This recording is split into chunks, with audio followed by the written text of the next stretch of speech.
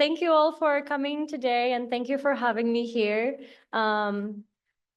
Before I start, I want to quickly mention that even though we're not going to be using any Hayek resources today, there is a little notebook for Google Colab if you are interested to do some of these exercises while I'm going through, or preferably like during and after as well, because we're not going to go through all of them.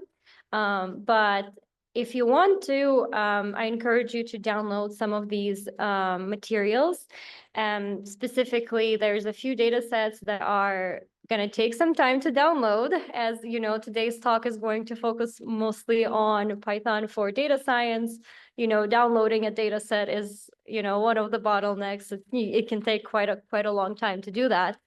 And then you can launch the notebook. And if you want to just drag the first data set is labeled with 1 onto the Google Colab, it's going to take a little bit to load. So if you want to get started with that, you can do that. Today I do want to talk about GPU accelerated data science, specifically with NVIDIA RAPIDS, and a little bit about my background. So I, just like Chris, I'm a computational chemist by training. So how lucky are you guys to have a talk from two people who care about molecules and materials? But hopefully, a lot of the things that I will talk about today will be relevant for a lot of different domains. Funny enough, when I started my PhD, I joined the lab in 2018, and I just learned that we just transitioned to GitHub. So we did not have version control before that, which is wild. 2018 is not that far ago. Nowadays we have a lot better of these software development tools that allow you to develop better. And when I joined, I actually started working on Fortran code. It was a Fortran 77 code. Who wrote Fortran code before? I know, my fellow, yay. So during the whole time I was doing my PhD, I was told Python is not a high performance computing language. You need low level Fortran or C to achieve any speed ups, to do any compute intensive things fast enough. And now I'm giving a talk on Python on GPUs. So I think that's pretty cool. And I hope you guys can learn some of these things. If your application is fully CPU only, I hope that you can benefit from these. If you're already running on GPUs, maybe there will be a few other new tools that you can find helpful. So let's get started. Okay, so first I'd like to give you like a little bit of a big picture of why data science needs to be accelerated. And it's mostly because the demands for data and compute have exploded in the past decade or so.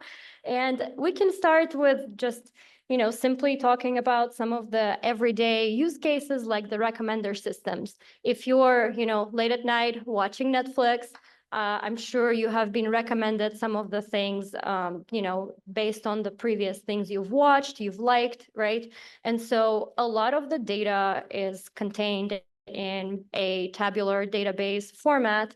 And for example, in the Netflix situation, right, you can have 10 millions of data for users.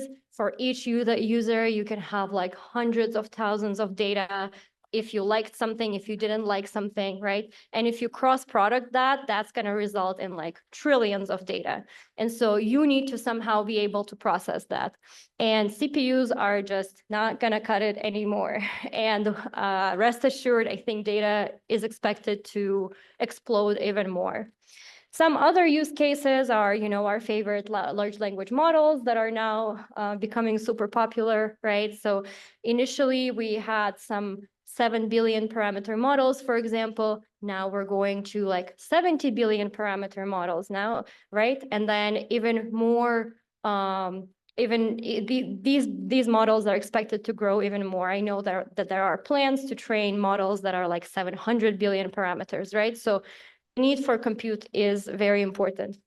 And then there are more like traditional HPC type simulations that are still super compute intensive. For example, if you do any weather simulations, right? Previously, we did forecasting that we could do monthly, and then we moved to be able to do it weekly, then hourly. And now we have enough compute that we can do kind of real-time simulations, right? So I hope I can convince you that compute is important and our data sizes are growing. And what Moore's law has been promising us for a while, that the number of transistors is going to double, right? So the number of compute, the compute that we're going to get is going to grow.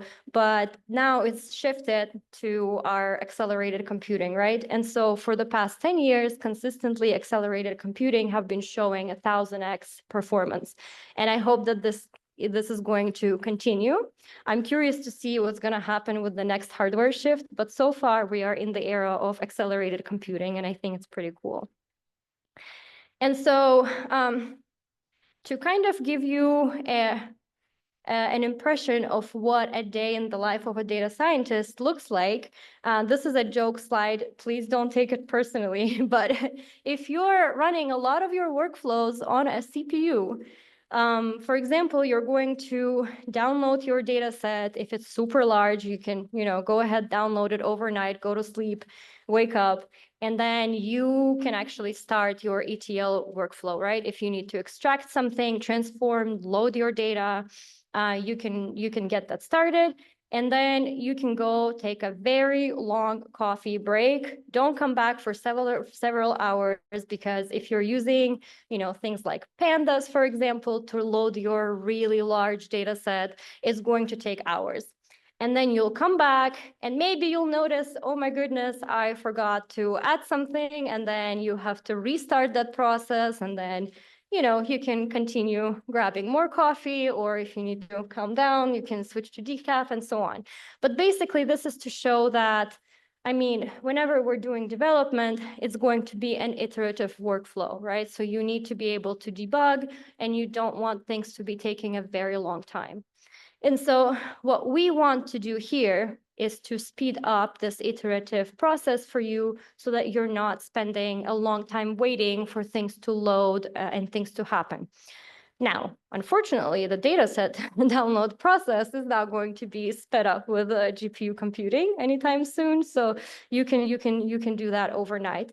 But then hopefully the rest of the things are going to take a lot faster. So your time to solution will be faster. And this is really what we here at NVIDIA are trying to do. And, even though my background is in chemistry and, those are the things that I care about and I'm passionate about, there are a lot of common algorithmic motifs between different domains of sciences. And so if we can find these common things that are bottlenecking all kinds of different applications and speed that up, then that's really what we're here for. Okay. And so this is kind of a general, again, data science process. I know that this talk is tailored more towards how would you structure your data science project with GPUs, but really, even if you're not doing purely data science, if you just are doing some kind of a Python based application, you can choose bits and pieces of some of these libraries that I will talk about today to speed up your respective applications. And so here's how we kind of think about it, that you classify a problem, you acquire your data, you process it. You might want to model it. Maybe you want to do some kind of machine learning. Maybe you even want to do some kind of deep learning, right? And then you want to validate and execute it, and you want to deploy it. And so what we here do with Rapids is try to accelerate every single piece of this data science pipeline, so to say, with our drop-in replacement tools. And so the way I look at this is there is a CPU approach, and a typical CPU approach, so to say, and a GPU accelerated kind of alternative that we are providing. So for example, again, you start with some kind of data processing, and pandas is very often used to load data, to manipulate that data, right, to do some aggregation, join operations, and so on, kind of cleansing your data from unnecessary columns and so on. And these are typically, your CPU approaches that you would use. After that, let's say your data is ready, you can do some kind of, machine learning, a traditional machine learning. I don't know, you want to do some clustering, for example, you can use scikit-learn for that, right? So there's a lot of these typical popular CPU-based libraries that you can utilize to do those types of operations. Let's say after you're done with that, you want to do some kind of graph analytics, maybe. You could use networkx. That's pretty much kind of the standard graph tools that is super popular and is also CPU-based. After that, you might want to do some deep learning. Of course, PyTorch is running on GPUs. It's a wonderful, wonderful library. After that, if you want to do some visualization, you can use Matplotlib. It's also CPU-based. And so my biggest point here is that these are all these different libraries that are not really communicating with each other. They are wonderful libraries developed by people that became super popular, but at the end of the day, the communication goes through the CPU memory, and you have to have things be serialized at some point. And so what we want to provide here is an alternative to your data science workflow that hopefully is running entirely on GPUs without having to switch back and forth between your host and device. This is the number one thing that is, I will preach until I die. We talk about compute a lot today, but the thing that ultimately kills you is your memory, right? So the memory operations, the memory transactions are super important. And it's a very, vanilla thing, but the less you can transfer to the GPU back and forth, the more you're going to get out of it. And so what we want to do here is to position you such that you load the data that you need directly to the GPU with the drop-in replacement to pandas, which is called CUDF. This is the pandas alternative in our Rapids ecosystem. And then after that, without having to do any data going back and forth, if you want to do some machine learning algorithms, we have the cuML, which is the drop-in replacement for scikit-learn specifically, all GPU accelerated. It supports more than 50 classical machine learning algorithms, and we will talk about some of these later. After that, if you want to do some graph analytics, you can use cuGraph, which is another exactly drop-in replacement to networkx, which is the CPU-based version. After that, if you want to do any deep learning, you continue with PyTorch. Every single library within Rapids is seamlessly integrated with PyTorch. It works pretty great. And on top of that, if you have some really heavy visualization that you want to do, you can also use these GPU-based visualization tools here.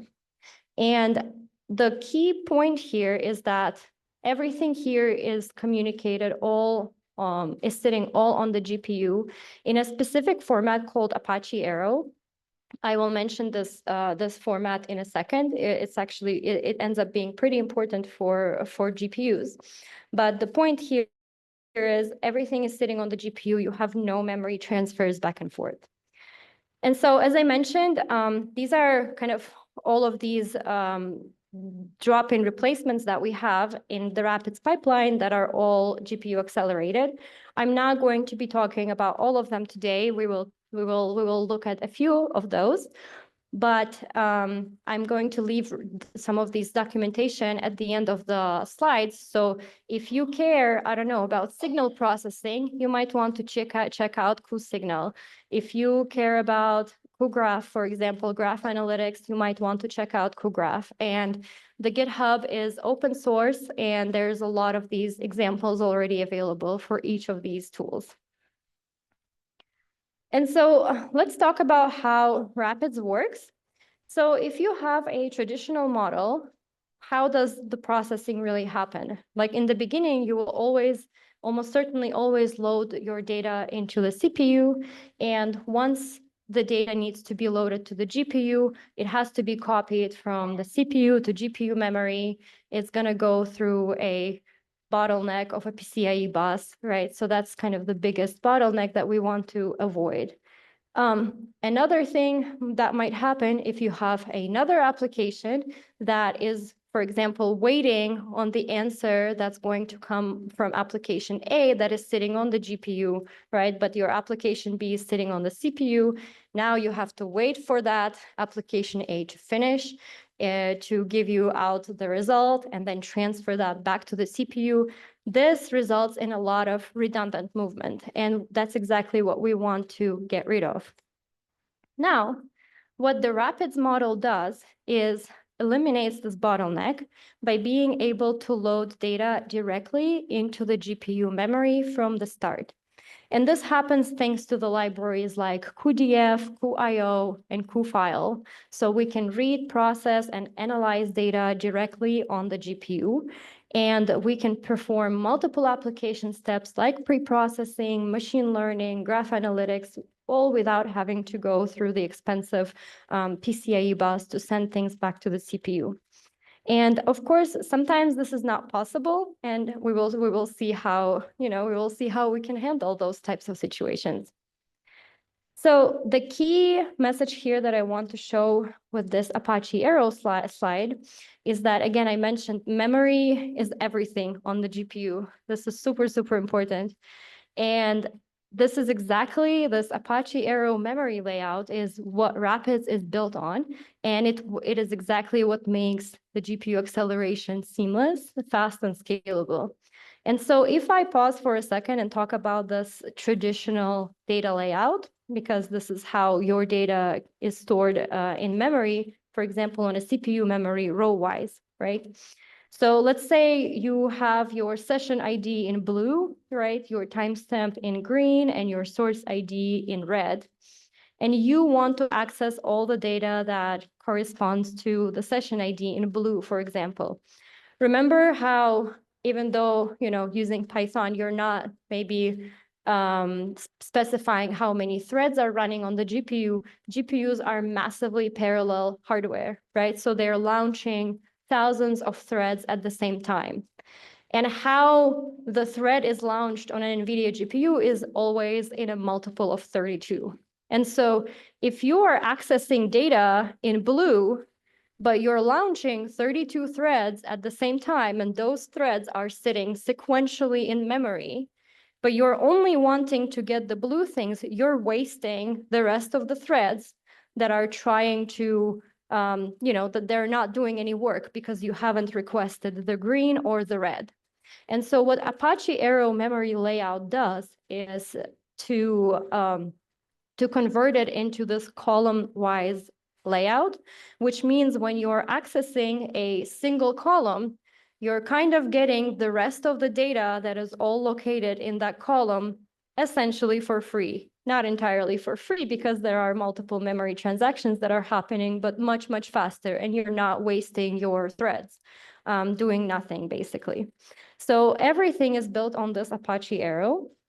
And once your data lives in these buffers, you can drive cuDF for blazing fast, extracting, transforming, loading. You can do cuML for GPU accelerated machine learning, cuGraph for graph analytics, cuDNN, some of our deep learning kernels. And similarly, Arrow lets external engines, for example, Spark SQL, Pandas, and Parquet, readers and writers hook into the same buffers without serialization or copies. So this is to say, for example, I'm not a big user of Apache Spark, but there's a lot of applications that do, right? So if I'm doing Pandas or Apache Spark, it's the same for Rapids. Under the hood, we're going to be running cuDF. And so another thing to mention is that everything within our ecosystem, of course, runs on the NVIDIA CUDA toolkit. So maybe years ago, I had to struggle a lot with writing native CUDA kernels, and it was even worse when I was writing it in Fortran. That was horrible. And so under the hood, everything we call is running using the CUDA kernels. But things are changing and science is changing, and there's like a lot of layers of abstraction. Now we're moving more towards higher level things. So there's a lot of Pythonic front end applications, even PyTorch, right? It's very friendly to use, but under the hood, it's running CUDA kernels. And so similarly here, what we basically want to do is to accelerate your time to solution as fast as possible. So if you have Python applications, please don't change them. We will change the kernels for you, and you just need to use them. That's basically what we want you to do. We don't want people to be writing CUDA kernels no longer. I mean, of course you can if you want to, but if you don't want to, we give you the alternative here. And so really today, what I want to focus on are these top 3 parts specifically. And the one that I want to pay the most attention to are these zero code change acceleration plugins. And I really mean zero code change, okay? So if you have an application that is using pandas or whatever, NumPy, etc., and it might be large, it's not as large as the applications that Chris and I worked on that are millions of lines of code, right? This is different now. But if you have a large application, all we want you to do is add 1 line of code, okay? And if that's possible and this accelerates your application, then this is great. So let's look at the first part. So I want to talk about cuDF today. Hopefully a lot of you are using some pandas type of stuff. So cuDF is a Python GPU data frame library for loading, joining, aggregating, filtering, doing any data manipulation, all in a pandas-like API familiar to all of the data scientists. So if you already have an application that uses pandas, for example, you can leverage cuDF acceleration with just loading this one extension at the top. Of course, you need to download Rapids. That's the only thing you have to do. And we will actually do that in the Google Colab in a second.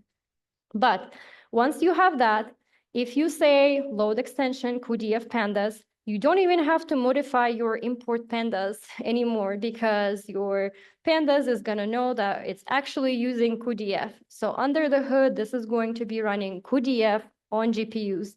So everything else that you have here that had previously doing pandas reading, pandas indexing, pandas group by, it's going to be doing cuDF. And so another thing that is important, you might ask, oh, but what if this is not supported? What is going to happen? So you're loading your cuDF pandas. Your code, whenever it hits the pandas, is going to run the GPU accelerated version. Maybe you're using some third-party libraries that is also using pandas. And maybe that function is not supported. If that function happens to not be supported in cuDF, cuDF will automatically fall back to pandas. You don't need to do anything. So there will be some of the diminishing acceleration, right? Because you would have to copy the GPU data back to the CPU if you're falling back to pandas, but you don't have to do anything in the code to change that. After that computation finished on the CPU, your data will be copied back to the GPU, and you will continue doing your whatever you were doing on the GPU with cuDF. So I think that's pretty cool. And then to kind of show you some of these speedups, we profile and benchmark some of these most important or most computationally intensive operations like merging, sorting, or group by. And you can see that just by using a single GPU, you can expect speedups anywhere between 300 to 970x. And note the size of the data set. So again, GPUs are massively parallel machines, right? So the more data you give them, the better they're going to perform. If you have a 10 million data set, for example, you're reaching the speedups up to 500. Now you're going even more and you're feeding it like 100 million data set, right? And then you're getting even higher speedups. And so I think that this is where the direction that we're moving to. So let's see if we can do some of this stuff in Google Colab. I will try to switch this up very quickly and hopefully it works. Okay. That we could share with the folks to Google Colab. The link. Yeah, in the chat, maybe we could share. It's on Hayak. Oh, okay. Right. It's it's in the directory that you pasted it to. Yeah.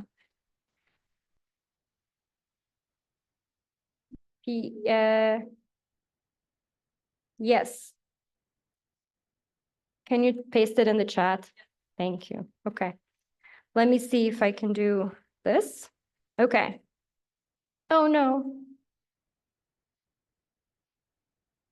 Okay, great. Okay, so we are here and let me see. Oh, see, I disconnected. So I'm going to reconnect. I grabbed a T4 and oh no, this is sad. Okay.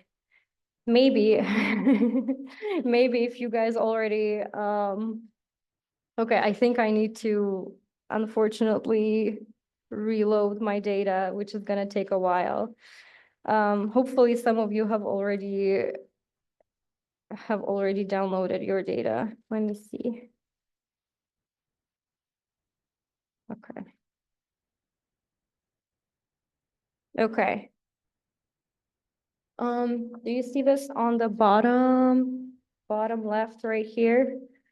So this is not a large data, but it's gonna take time to load, and I should have made sure that this was loaded already previously, but let me just maybe walk through the code and see if you guys are able to execute this successfully. Okay.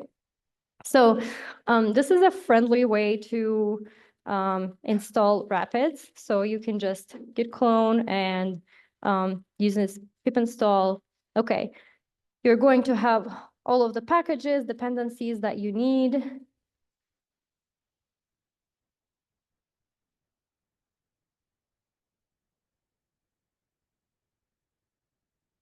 Is anyone trying this interactively by any chance? You are, okay. Do you have the data loaded by any chance?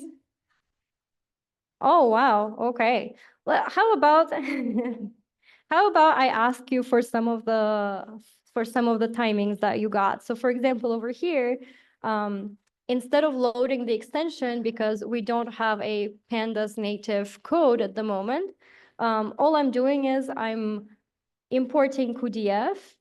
Let me see if this loaded. Okay, which one took 8 seconds?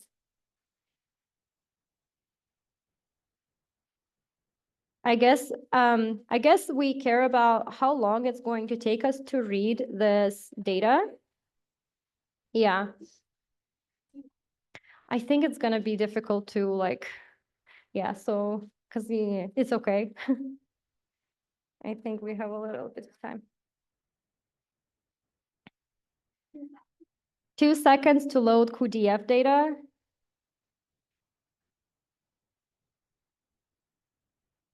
Yep. Great. Can you do the pandas alternative? So let me write the code here. I can do the same. So let's do time, right? And then, so GDF is what I name my GPU data frame. And so instead of doing GDF, I will just do a regular data frame. And then here I'm going to do something like PD, and then it's going to be the same thing, read CSV and this data. Okay, pop 104.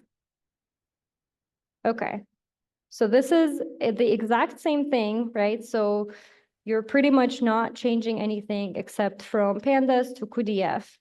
And then I'm curious how long this takes to load. I know it's going to be more longer than 2 seconds. And again, this is a relatively small data. This is not huge.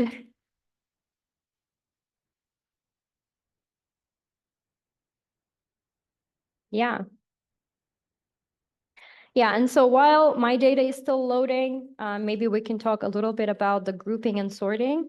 And so all of these familiar operations that you would do in pandas are actually working the same way in CUDA. So if you wanted to use your group by, you would do exactly the same syntax, except not use the pandas data frame, but use the GPU data frame at this point. And then you can check how long this group by operation will take with pandas as well. It will take longer. Then you can do the same with sorting. And then if you want to play around with some of these merge operations, I urge you to. So this is kind of your playground. And then there is an exercise as well if you would like to do. I think we're almost done.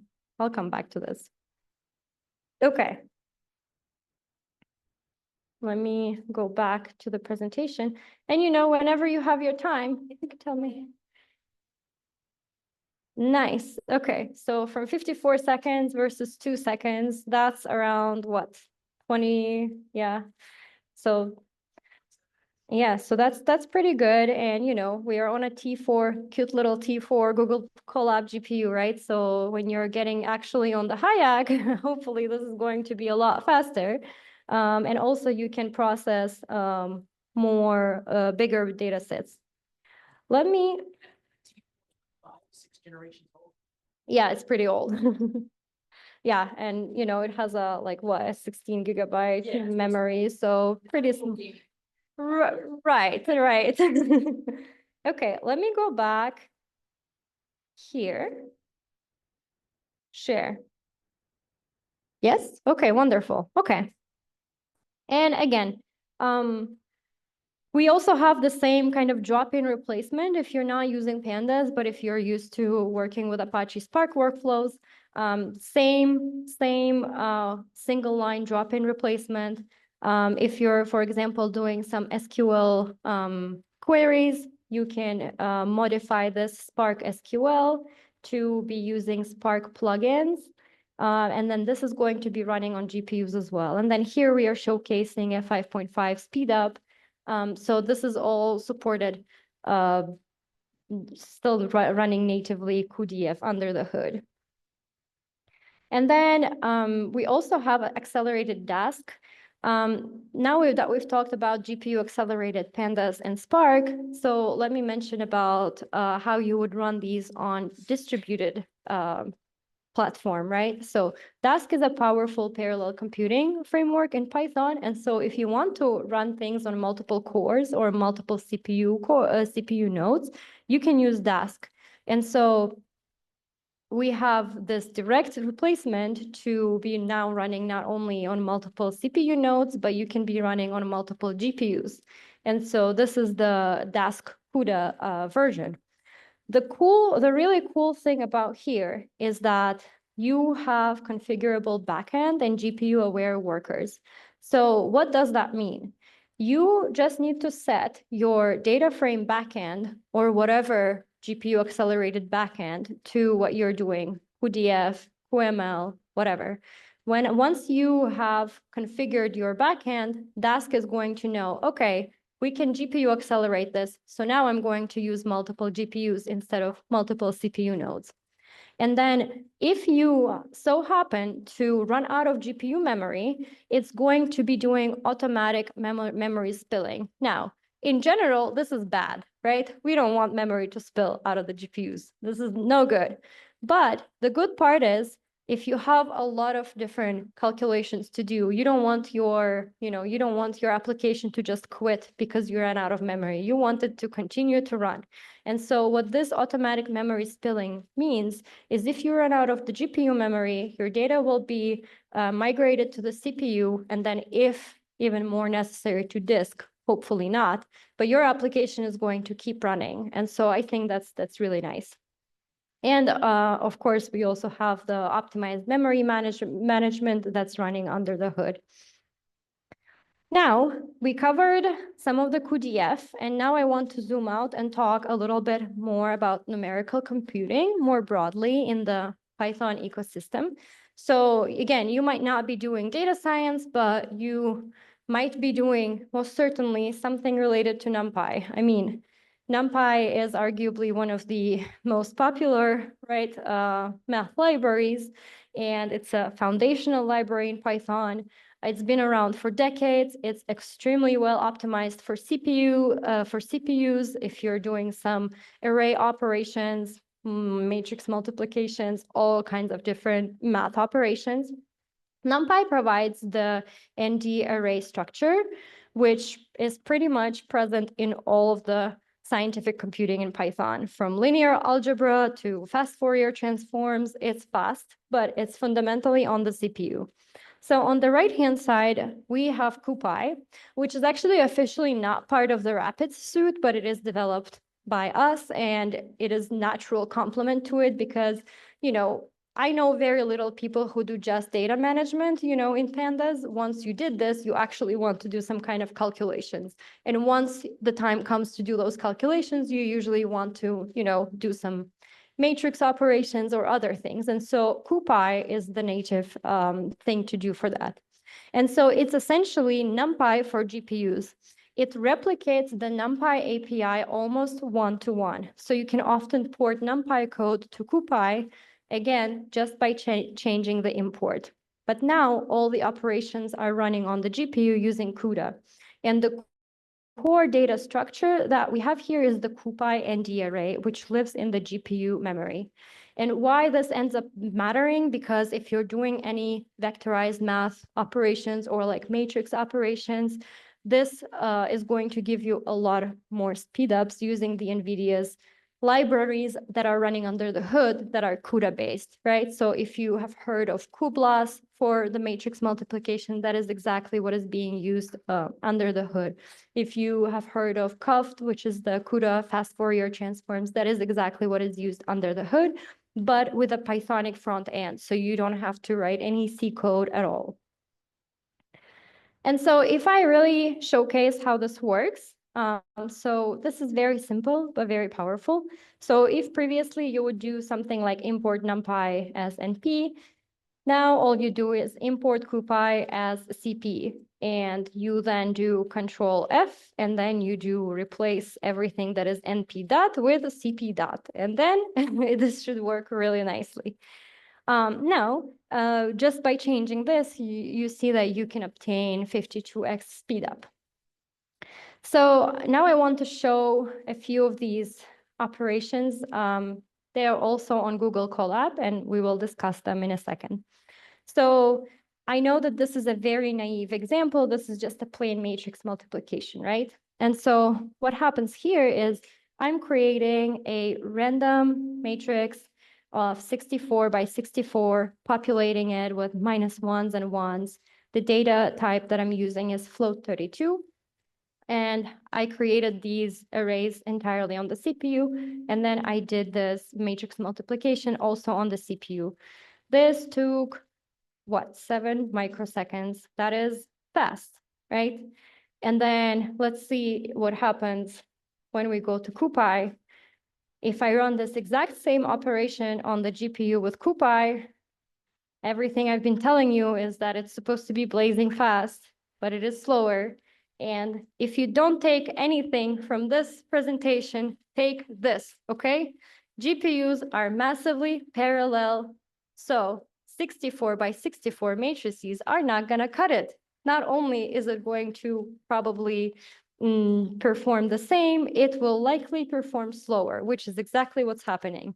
If you have really large computation to do, so like thousands by thousands, even better, 10,000s by 10,000s, if you have really giant matrices to work with, then the GPUs are going to shine.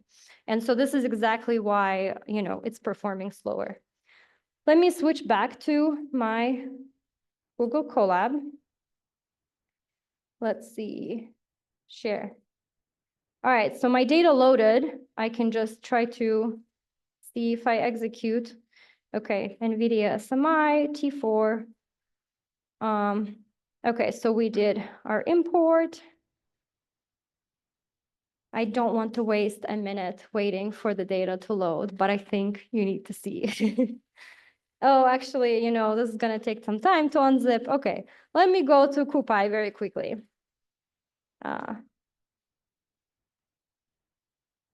Okay, let me go here. Okay, so I'm doing the same thing, right? I'm importing NumPy and CuPy. And let's play with this code. This is exactly the code that I just gave you. So let's see. Okay. Yeah, now it's significantly slower, right? The NumPy matrix multiplication, 0.003 seconds. I made it much, much slower by using CuPy. But now what happens if I change this to exactly be something like, let's do 10,000. Now NumPy is still pretty fast. Okay, let's see what happens. Well, maybe not so fast, which is good, right? This is why we're here. And I know this is a naive matrix multiplication, of course, but okay. So now it took you almost 20 seconds to run a matrix multiplication of 10,000 by 10,000, and it takes you only 0.07 seconds to do the CuPy. And again, now I'm like, okay, let's not cheat, because why? I created this matrix on the GPU using the randomization function, right? But most of our applications are usually not using random matrices. Most of our applications are actually computing some matrices on the CPU, right? And then you have to migrate this whole thing to the GPU and then do some kind of computation. So let's do this, where we actually time the movement from the CPU to the GPU and see how it goes. So similarly, I have this 10,000 by 10,000 matrix that I'm creating on the CPU, now populating -100 to 100, okay?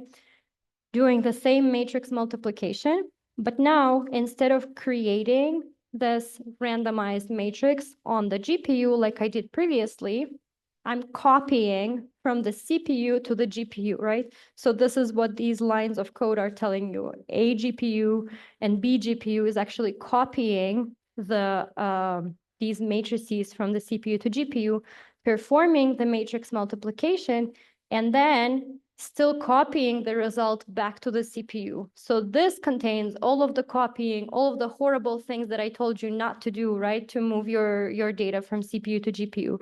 But still, you're getting quite a lot of acceleration here. So I think that's pretty nice. We have a few more examples. Let's see, this is an eigenvalue eigendecomposition. We have so much of that in quantum chemistry, all we do all day long. So what happens here is, again, I'm creating this symmetric matrix on the CPU, and then I'm doing this linear algebra operation on the CPU.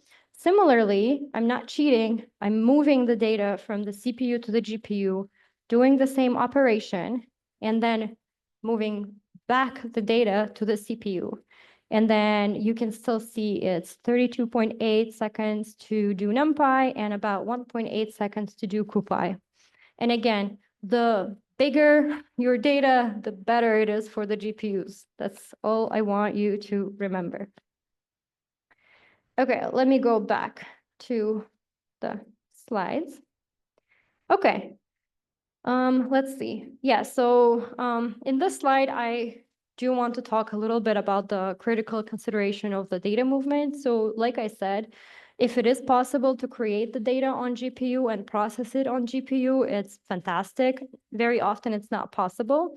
And over here, I'm on purpose showing this big red block where I'm moving the data to GPU over PCIe. But the bigger your data is going to be, the less of a problem this red block is going to be, because it's, you know, essentially you're going to be powered by compute. So if you're really doing intensive computations, then you know, the copying data is just going to be a small hit that you're going to take. Now, another thing that I really like to think about is, can we overlap computation with data movement? And I think that's pretty cool because, I mean, you have multiple processes that you can use on the CPU, right? So while some data is being moved from the CPU to the GPU, can some of your other processes do something else on the CPU that is useful? And that's one of the coolest things that I like to think about when like thinking about parallelizing work, because that's exactly how you hide the latency, right? So this is something to think about. And if you're interested, like our profiling tools will really show you if it's doable or not. Okay. Yeah, I think we just discussed this, so I'm not going to go too much. This is another example of like a singular value decomposition that you can do. And again, this is to kind of showcase you that the NumPy ND array is the type that you're doing on the CPU, and then the CuPy ND array is the data that is on the GPU. And I think we just went through these examples.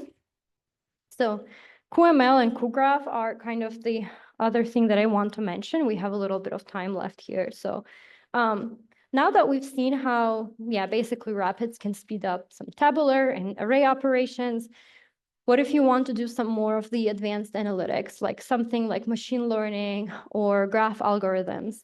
And so the next two parts are another like really core parts of Rapids. If your applications are using any of the classical machine learning algorithms, if you are using something like scikit-learn, you can use QML exactly as a drop-in replacement as well. So similarly, it's just one line of code that needs to be changed. And over here, I am showcasing some of the speedups that we're getting. So for example, if you're using something like random forest classifier or k-means, the API stays almost identical in QML, but performance is very different. And so here you can see speedups on a 1 million times 64 synthetically generated data set. And so some of the algorithms show speedups of over 9,000x compared to CPU. And what I want to emphasize is we're using the entire CPU. So we're using all of the 96 cores. This is not just like a one core, performance that actually, yes. That is a great question. I think for finding nearest neighbors, we have other algorithms that are not the ML algorithms that are better. I think actually the QGraph finding nearest neighbors is a better, better algorithm, but yeah. Let's see. Yeah, actually, I do remember the time in HPC community when we used to publish results of like one core versus a whole GPU results, and this is just not acceptable anymore, and I'm glad to see that. But yeah, I mean, there's the varying acceleration with these algorithms. So you can have anywhere between 5x and 30x, 20x to 9,000x. Some of these algorithms are just more parallelizable than others. Support vector. Yeah. And I urge you to check out these algorithms. I, posted them at the very end. Some of this like examples that I guess I want to show, for example, the DB scan over here. The reason we like to show this is because this is comparable to like you can do this in QDF as well, which is pretty cool. So this is a common small-scale data science example. It's also in the Google Colab in the next section if you want to check that out. So we're using this make moons from scikit-learn dataset. This is like just a synthetic data generator. What happens is it creates two interleaving half circles. And so on the left-hand side, we're doing this with pandas data frame. On the right-hand side, we're doing this with dbScan. And so dbScan is like a clustering algorithm that is a little bit different from k-means, where it can basically find clusters in a dense environment and classify them, right? So in this scenario, this is all CPU-based. Now you can do the exact same thing with the GPU accelerated version, where you are still importing this make moons from scikit-learn datasets. This is still a CPU based, by the way. And then you're importing CUDF, where you're generating this data on the CPU, but then you're doing the actual CUDF data frame on the GPU. So this timing, if you check on the Google Colab, is going to involve the CPU to GPU transfer, and it's still much faster. And you can do the same thing actually using QML, where you import dbscan, but now this is actually running on the GPU. And then if you plot that, then the dbscan is going to properly classify. So one is going to be gray, one is going to be red. So this is where your clusters are. And this is just to kind of showcase some of these tools. Now, a lot of the classical machine learning tools are not often used in the industry, but one thing that is used is apparently XGBoost. And I've actually never done a Kaggle competition myself, but I keep hearing that XGBoost ends up winning Kaggle competitions. And so this is a powerful tool that is actually used in the industry. And XGBoost is the library that we have accelerated. So the only thing that you have to do here is to change your device runtime to be CUDA. And so in the Google Colab, there is actually a bit more extensive example there, where basically the data set 2 that I provided is going to have the population that is infected with some kind of virus. And so you can use XGBoost on GPUs to try to predict if an individual will be infected or not. And at its core, what XGBoost does is build an ensemble of decision trees. Now, what is important here is that each new tree learns from the previous one. So it's actually an iterative process. And if it is an iterative process, I mean, you can't parallelize that, right? Because you have to first compute one thing, then you have to compute the other thing, and so on and so forth. But what is parallelizable, very embarrassingly parallelizable, is building the individual tree. And the larger your database is, the kind of the longer the tree building is going to be. And so that is exactly the part that is GPU parallelized in XGBoost. And it actually ends up giving really nice speed ups here as well. Let's see. Okay. Similarly, again, we talked a lot about QML. If you're using scikit-learn, there are still a lot of people who are using Spark ML. So we have the exact same drop-in replacement to Spark ML, which is Spark Rapids ML. And same here, you can import your different classical machine learning algorithms here and basically accelerate your computation anywhere from several hours to down to less than a minute, which is pretty nice. Finally, I do want to mention networkx as well. So networkx is the graph analytics. Does anyone do any graph work here? Yes. So I used to not, but now I am because I found it very powerful. And actually, like from the computational chemistry perspective, especially in deep learning now, it's popular to like represent molecules and graphs, and it's like working really nicely. You can do graph neural networks with that. But even before that, if I'm thinking just about like a simple molecular dynamics application where I have basically these bunch of molecules and they're moving over time and their position is changing, right?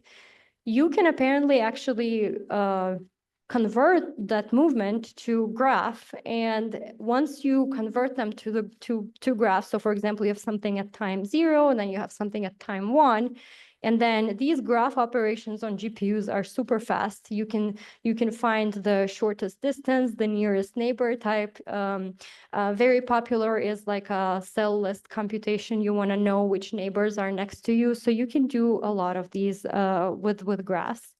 And the cuGraph specifically is our drop-in replacement to networkx. And again, under the hood, it's all running the CUDA code. I have some of these speedups here for specifically for this between a centrality operation, but there's a lot of different operations that are supported. One thing I do want to mention, a lot of operations are not GPU friendly. For example, things like graph isomorphism, for example, is not an operation that is GPU friendly because it's not something that is easily parallelizable. And so what happens is if, again, an operation is not supported, it's going to fall back and you can do your, networkx CPU operations for the ones that are not supported, and then you can do your super fast GPU operations for the ones that are supported.